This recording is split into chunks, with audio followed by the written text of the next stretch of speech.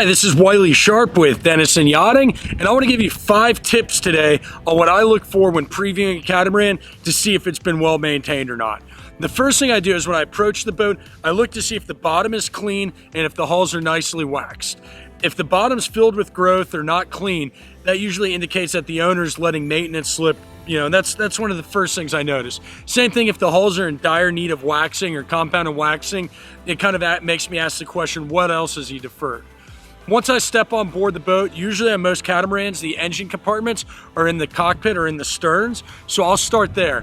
When I open up the engine compartment, I'll look for oil and just general tidiness, and it doesn't matter if a motor's a Yanmar, Volvo, a Kubota block, a Perkins, whatever it is.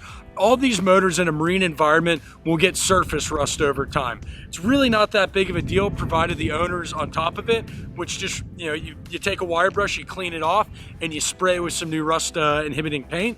Now, if I look at a motor block and there's rust on it, it kind of makes me wonder, how well the owner has serviced the boat in general. So those are kind of what I look for in the engine compartment. After that, I'll usually look in a lazarette.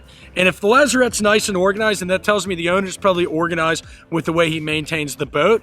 If it's not organized, then it's just a kind of a question mark there for me. After I get done looking at a couple of random lazarettes, then I'll usually make my way inside the boat. When I first walk in the boat, if I'm hit with a strong odor, that's usually a little bit of a red flag. I mean, it's inevitable when a boat's in storage that you are going to get some of that that odor that comes from the heads or whatnot, but it shouldn't be that bad of an odor. If it is a bad odor, it tells me that the owner either is not checking on his boat regularly, which means he's also not checking on the systems regularly, or it tells me that there's an issue with either the black water system or the boat's got mold growing in it or something like that. So once I get done, kind of doing the sniff test, if you will, I'll usually move down into one of the hulls and I'll check the bilges as well as I'll check the shower sumps.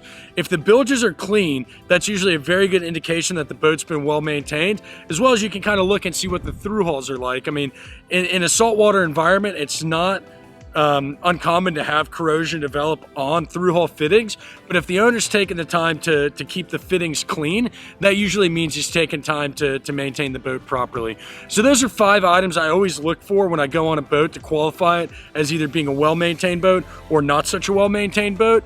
There's obviously other things, in terms of looking at the sail conditions, the floor, the gel coat, those sort of things. But usually if the 5 things I've already talked about have been done properly, those other items tend to fall in place. So if you have any questions, leave a comment down below, shoot me an email, and as always, if you like what I have to say, don't forget to hit the subscribe button. Thanks and have a good day.